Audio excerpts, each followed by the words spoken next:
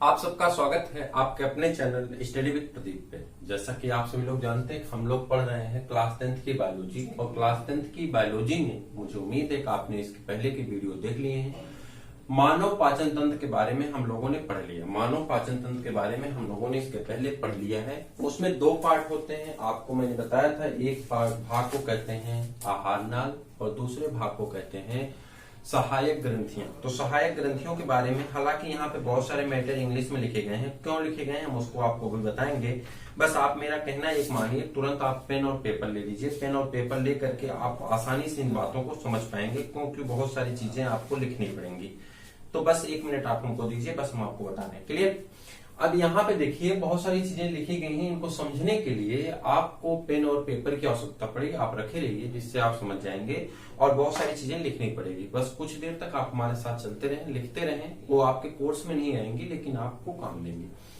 तो मानव पाचन तंत्र में दो भाग पाए जाते हैं। एक को हम कहते हैं आहार नाल और दूसरे को कहते हैं सहायक ग्रंथियां, सहायक पाचन ग्रंथियां। आहार नाल का जो हिस्सा शुरू होता है वो हमारे मुख से लेकर के गुदा तक शुरू होता है। मुख का भाग, मुख में जैसा कि आप सभी लोग जानते हैं, मुख में आप लिखते रहिए, हम बोल रहे हैं।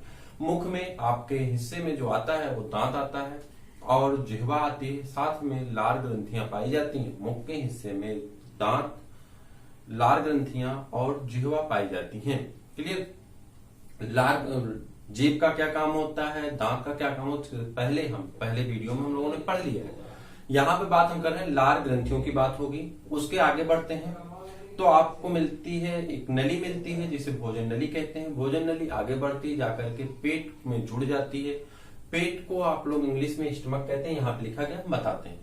पेट के अंदर आपने पाचन ग्रंथियों, जब पहले वीडियो में आपने डिस्कस किया था तो वहां पर आपने पढ़ा था पेट के अंदर 3 प्रकार की चीजें पाई जाती हैं। HCl यानी हाइड्रोक्लोरिक एसिड पाया जाता है, और क्या पाया जाता है, म्यूकस पाया जाता है, चिपचिपा द्रव्य निकलता रहता है, तथा क्या पाए जाते हैं, पेप्सिन एंजाइम पाई जाती है। जिसे हिंदी इंग्लिश दोनों में एक ही बात कही जाती है। पेप्सिन बस हिंदी में लिख दिया जाता है और इंग्लिश में लिखा जाता है। और मुझे उम्मीद है कि आपको हिंदी लिखने में कोई प्रॉब्लम नहीं आएगी, आप पेप्सिन लिख सकते हैं। क्लियर।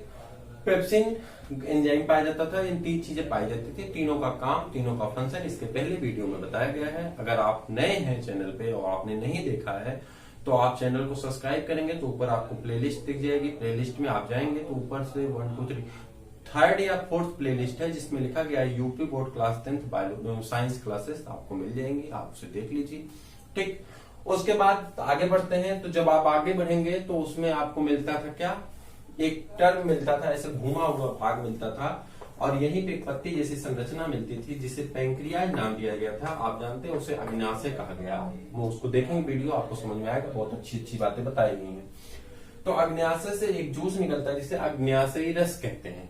क्या कहते हैं, पैंक्रियाटिक जूस या अग्न्याशयी रस कहते हैं। तो उसके बारे में बताया गया। उसमें कौन कौन से एंजाइम निकलते हैं उसके बारे में यहाँ पे बताया गया है। फिर आपके बाद उसके बाद आगे बढ़ते हैं तो छोटी आंत मिलती है, फिर बड़ी आंत मिलती है। तो उसके बारे में भी बताया गया है। यहाँ पे उसके एंजाइम के बारे में बताया गया है। क्लियर। तो चलिए हम लोग इस मुद्दे को आगे बढ़ाते हैं और बातों को समझने की कोशिश करते हैं। उससे पहले कि हम लोग इस मैटर को स्टार्ट करें, थोड़ी सी जानकारी हम लोग बाहर से ले लेते हैं। हालांकि दूसरे वीडियो में हमने आपसे बता दिया था ग्लूकोज, डाइसैकेराइड और पॉलीसैकेराइड में अंतर क्या होता है, फिर भी मैं एक बार आपको और से रिवाइंड करा दूं। ग्लूकोज जो होता है वो कार्बन, हाइड्रोजन और ऑक्सीजन के 1:1:2:1:1 के अनुपात में मिले हुए तत्वों से बनता है। तत्व कौन कौन से, कार्बन है, हाइड्रोजन है और ऑक्सीजन है। कार्बन है, हाइड्रोजन है और ऑक्सीजन है। अनुपात कितना है, 1:2:1 के अनुपात में। ठीक। जब इसमें इसके एक ही मॉलिक्यूल होते हैं, यानी कार्बन एक, हाइड्रोजन एक, कार्बन, हाइड्रोजन और एक, इनके नंबर चेंज भले हो जाए लेकिन इनकी संख्या इतनी रहे, इनमें डबल संख्या ना हो। जैसे कि अगर यही होता CHO प्लस CHO, ठीक, carbon, hydrogen, oxygen, carbon, hydrogen, oxygen, तो इसे डाइसैकेराइड कहेंगे। क्लियर। ये क्या हो जाएगा, डाइसैकेराइड। लेकिन अगर इसी के मॉलिक्यूल बहुत ज्यादा जुड़ जाते हैं, ठीक, इतने नंबर में जुड़ जाते हैं, हजारों की संख्या में, लाखों की संख्या में जुड़ जाते हैं, तो ऐसी संरचना को हम क्या कहते हैं, पॉलीसैकेराइड कहते हैं। ठीक। तो जो डाइसैकेराइड होते हैं वो कितने प्रकार के होते हैं, 3 प्रकार के होते हैं। कितने प्रकार के होते हैं, 3 प्रकार के होते हैं। पहले को आप क्या कहते हैं, तो आपको हम बता चुके हैं दूसरे वीडियो में। जो लोग नए हैं वो लोग समझे, जो लोग पहले से जानते हैं वो लोग रिवाइज कर लें। तो जो डाइसेक्राइड होते हैं कितने प्रकार के होते हैं? 3 प्रकार के होते हैं। क्या कहते हैं? सुक्रोज कहते हैं, दूसरे को क्या कहते हैं? हिंदी में आप लिख लीजिए सुक्रोज, ठीक, हम लिखते हैं सुक्रोज कहते हैं, ठीक, कहीं कहीं स्टार मिलता है, कहीं कहीं जा, ठीक। और क्या कहते हैं? लैक्टोज कहते हैं या दुग्ध शर्करा कहते हैं, और माल्टोज कहते हैं। क्या कहते हैं? माल्टोज कहते हैं। और थर्ड को क्या कहते हैं? तो आप जानते हैं लैक्टोज कहते हैं। क्या कहते हैं? लैक्टोज कहते हैं। 3 प्रकार की डाइसेक्राइड पाई जाती हैं। इन 3 प्रकार की डाइसेक्राइड, सुक्रोज जो होता है वो गन्ने के जूस में पाया जाता है और फलों के बहुत सारे जूस में पाया जाता है, लेकिन आप उदाहरण के लिए जाने गन्ने के जूस में पाया जाता है।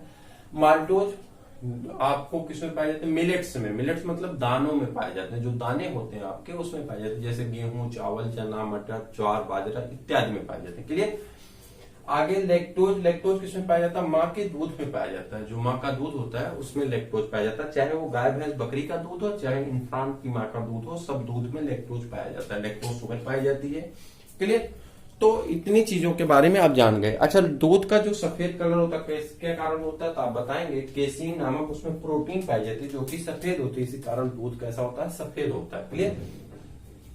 अब इसकी पॉलीसेकेराइड की बात कर लें। पॉलीसेकेराइड भी इसमें 3 प्रकार के होते हैं। कौन कौन से होते हैं? तो पॉलीसेकेराइड आपका होता है नंबर 1 की जो बात आती है, पॉलीसेकेराइड की बात कर रहे हैं तो पहली पॉलीसेकेराइड क्या होती है? जल्दी से बता दीजिए।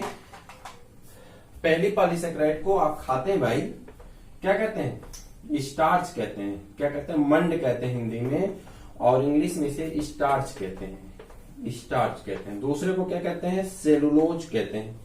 सेलुलोज को हिंदी इंग्लिश एक ही लिखी जाती है। और तीसरे का नाम जो होता है, तीसरे का नाम होता है, एक सेकेंड, हाँ, तीसरे का जो नाम होता है उसे ग्लाइकोजन कहते हैं, ग्लाइकोजन कहते हैं, ठीक है। इन तीनों पॉलीसेकेराइड में जो ऊपर की 2 पॉलीसेकेराइड हैं, स्टार्च और सेलुलोज, ये दोनों पादप में पाई जाती हैं, और ग्लाइकोजन मनुष्य में पाया जाता है या जंतुओं में पाया जाता है। कहते हैं जंतुओं तथा मनुष्य में पाया जाता है। क्लियर।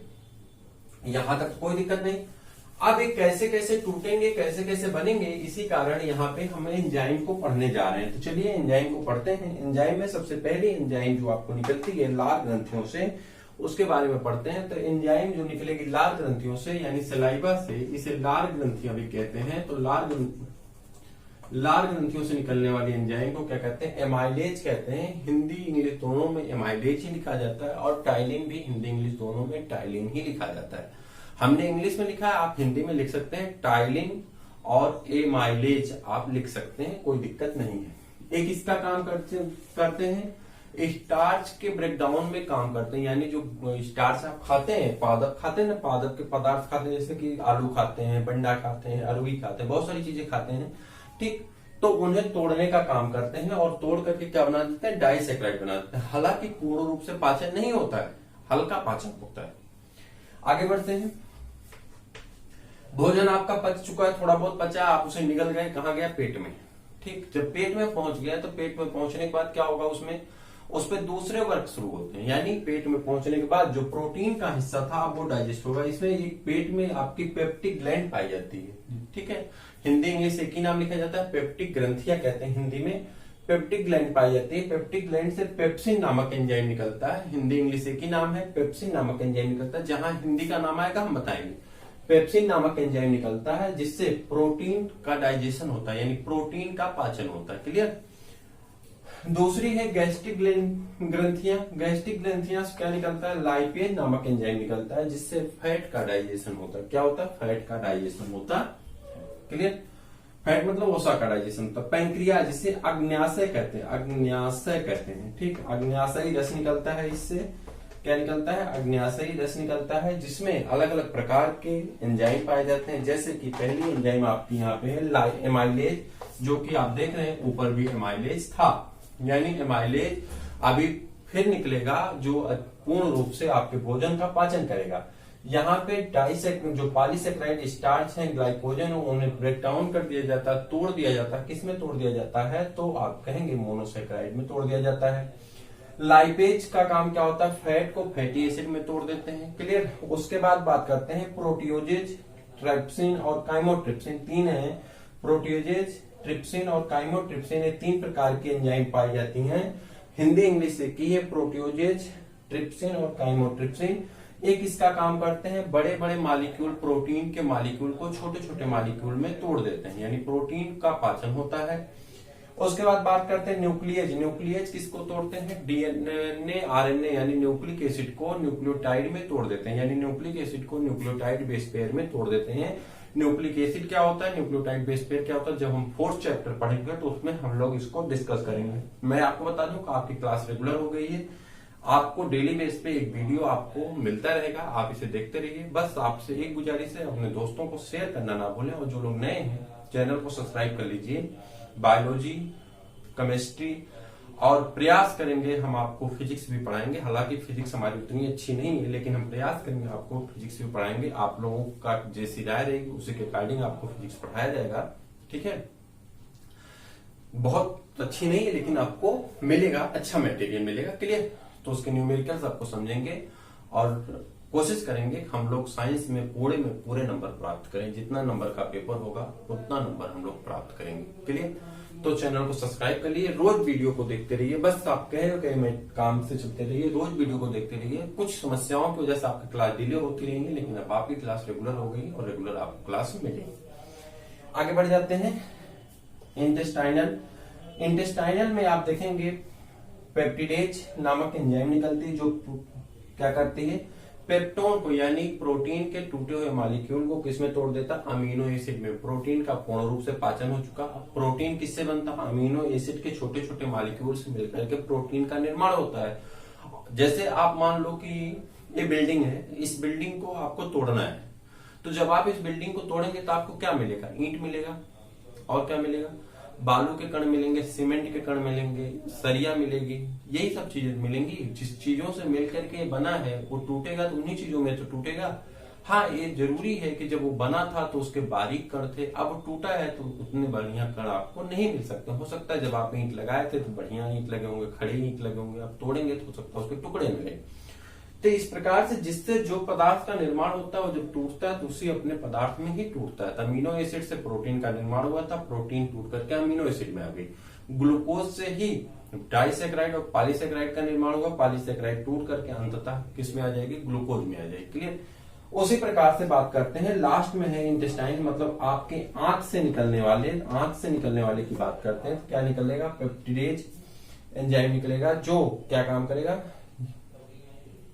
यहाँ पे सुक्रेज, माल्टेज और लैक्टेज नामक एंजाइम निकलता है, जो डाइसैकेराइड को मोनोसैकेराइड में कन्वर्ट कर देता है, और लाइपेज निकलता है जो फैट को फैटी एसिड में कन्वर्ट कर देता है। यानी यहाँ पे जो एंजाइम निकलते हैं, जिसमें आप अपनी बुक में देखेंगे तो सुक्रेज, माल्टेज और लैक्टेज, ये तीनों का काम होता है ग्लूकोज को, जो शर्करा है, पॉलीसैकेराइड है या डाइसैकेराइड है, उस शर्करा को किसमें तोड़ देता है? ग्लूकोज मॉलिक्यूल में तोड़ देता है।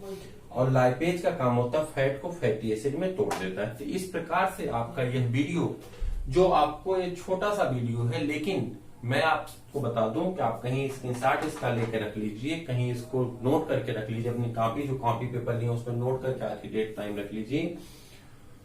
आपको 2 नंबर यहाँ से 100% मिलने वाला है। आपके बोर्ड एग्जाम में 2 नंबर यहाँ से लिखित रूप से आपको आने वाला है। अगर ये चार्ट आपको याद हो गया, हिंदी में लिख लीजिए, आप अपनी सुविधा के लिए हिंदी में लिख लीजिए, इसको हम फिर से एक बार आपको बता दे रहे हैं।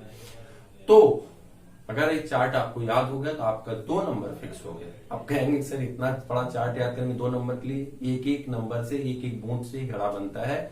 वो वीडियो देखना मत भूलिएगा कि अपने एग्जाम में 100% नंबर कैसे पाए, वो वीडियो जरूर देखिएगा। तो यहाँ पे देखिए, इसे लाल ग्रंथियां कहते हैं। लाल ग्रंथियों से माइलेज निकलता है, जिसका नाम टाइलिन भी होता है। ग्लूकोज के ब्रेकडाउन में यानी स्टार्च का पाचन शुरू कर देता है। स्टमक से क्या निकलता है? पेप्टिक ग्लैंड से पेप्सिन एंजाइम निकलता है, जो प्रोटीन का डाइजेशन करता है। गैस्ट्रिक ग्लैंड से लाइपेज एंजाइम निकलता है, जो फैट का डाइजेशन करता है। पैंक्रियाज से पैंक्रियाटिक जूस निकलता है, जिसमें अलग अलग प्रकार के एंजाइम पाई जाती हैं, जैसे कि एमाइलेज, लाइपेज, प्रोटीएज, ट्रिप्सिन और काइमोट्रिप्सिन। और न्यूक्लिएज, एमाइलेज का काम होता है स्टार्च को किसमें तोड़ देता है? स्टार्च और ग्लाइकोजन को डाइसैकेराइड में। लाइपेज का काम होता है फैट को फैटी एसिड में। प्रोटीएज, ट्रिप्सिन और काइमोट्रिप्सिन का काम होता है लार्ज प्रोटीन मॉलिक्यूल को स्मॉल प्रोटीन मॉलिक्यूल में। और न्यूक्लियस का काम होता है न्यूक्लिक एसिड को किसमें तोड़ देता है? न्यूक्लियोटाइड में तोड़ देता है। इंटेस्टाइन से निकलने वाले जूस जो होते हैं, पेप्टिडेज होता है, सुक्रेज, माल्टेज और लैक्टेज होते हैं, जो पेप्टिडेज क्या काम करता है, प्रोटीन के यानी पेप्टोन के मॉलिक्यूल को अमीनो एसिड में तोड़ देता है।